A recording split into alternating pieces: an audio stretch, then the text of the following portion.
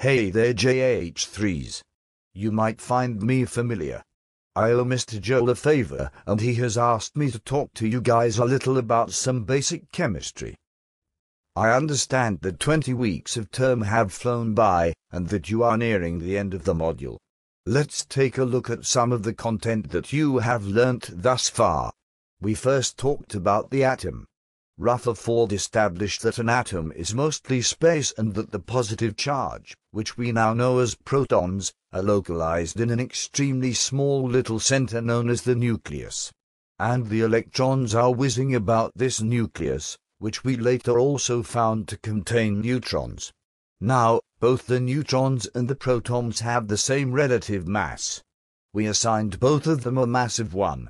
The electrons, on the other hand, are about 1,840 times lighter, and so have a relative mass of 1 over 1,840.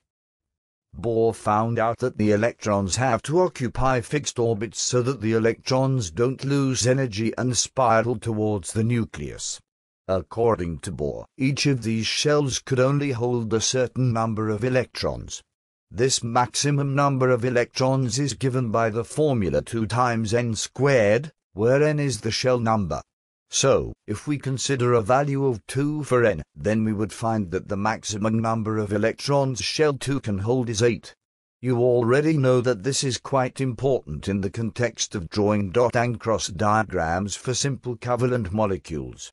But we will return and talk about that a little later on. Bohr's idea was still not sufficiently thorough. They later found that the electron behaved both like a wave and a particle and therefore had to be described as a cloud about the nucleus. And so we talk about electron clouds, and a charge density, or more correctly, a charge per unit volume. This idea that the electron is a wave led to a bunch of them solving some equations that led to the orbital model of the atom. In this model, we learned that there are orbitals whose boundaries define a 95% chance of finding an electron within a certain region of space. The size of the orbitals depend on n, which again is the shell number. They are s, p, d and f orbitals. And for each of the s, p, d and f orbitals, there are 1, 3, 5 and 7 orientations in space respectively. Each of these orbitals can define up to 2 electrons, one that is spin up and another that is spin down. This is all quite a lot to take, so let's see if we can break this down a little with the help of the periodic table. Groups 1 and 2 are defined as the s block. This means that the ground state electronic configuration of the atoms of these elements end with S1 and S2 respectively. On the right-hand side of the periodic table, we have the p block. If we look at the second period, this would refer to the groups that go from boron through to neon. As was the case for the s block, the atoms of the elements in the p block have ground state electronic configurations that end with p1 for group 3, p2 for group 4 and so on up till p5 for group 7 and p6 for group 8, also known as the noble gas group. The transition metals are smacked right in the middle of the periodic table and we call this the d block. Again, we can label each of the groups within this block as d1 through to d10. Now it is important that you note 2 anomalies with respect to this rule. For the first row transition metals, the anomalies or exception to this general trend are chromium and copper. Instead of the predicted 4s23d4 and 4s23d9 for the atomic ground state electronic configuration of chromium and copper respectively, we actually have 4s13d5 and 4s13d10 respectively. The simple reason for this is that it is energetically favorable to have a half or fully filled set of d orbitals. The more in-depth reason for this is that the energy required to so-called promote an electron from the s to d orbital is small compared to the amount of stabilization derived from having charge that is symmetrically distributed about the nucleus. And that's pretty much that for atomic and electronic structure. But we need to understand all of that so that we better appreciate how these elements react and, more importantly, why they do so. So let's begin by paying some attention to some of the elements. We can't really do all of them right now, can we? So let's consider the Group 1, Group 7 and the transition metal elements. We know that the noble gases are inert reactions, and that has got to do with them having a stable electronic configuration. The elements, and for that matter anything at all, react to attain a more stable electronic configuration. Remember, it's all about the dance of the electrons. In the context of atoms of elements, they react to attain the stable noble gas electronic configuration. To sort of understand this quickly, we have to consider the electronic configuration of an atom. For the Group 1 elements, they need to lose an electron to attain the stable noble gas electronic configuration. In doing so, a singly positively charged ion is formed. We call positively charged ions cations. Meow. The atoms of the Group 1 elements lose this one electron quite easily. In fact, the larger the Group 1 atom, the easier it is to lose this one electron. This is because the attraction between this valence electron gets weaker as the atom gets larger, simply because it gets further and further away from the nucleus. Therefore, the reactivity of the Group 1 metals increases as we go down the group. And what if we go on to the other end of the periodic table? Again, we ask what the atoms of these elements would like to do in the context of electrons or electronic configuration. The atoms of the Group 7 elements tend to gain electrons. In fact, they are pretty good in doing so. Remember, they are greedy for electrons, if you don't mind such loose language. So we need to ask how well they can pull in electrons.